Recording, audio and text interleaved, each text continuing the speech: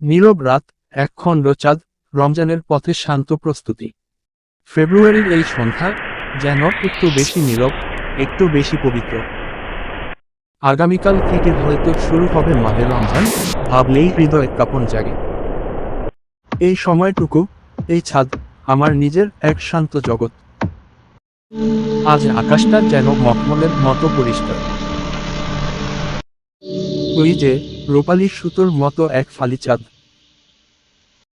এই চাঁদ শুধু আকাশে নয়, হৃদয়েও আলো জ্বালায়। রমজান মানে শুধু উপবাস নয়, আত্মাকে পরিশুদ্ধ করার সময়। গত বছরের সব ক্লান্তি যেন এই আলোয় ধুয়ে যায়। সানজিদা বলল, এবার আমি আরো ধৈর্যশীল হব।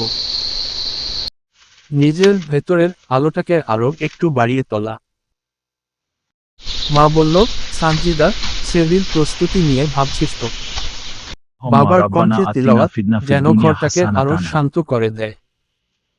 এই পরিবেশ, এই নীরব শ্রদ্ধা পরিবারকে এক সুতোয় বাঁধে। পৃথিবী যত কঠিন হোক, এই চাঁদ মনে করিয়ে দেয়, আলো আসবেই। আজকের রাত এক কোমল প্রতীক্ষা।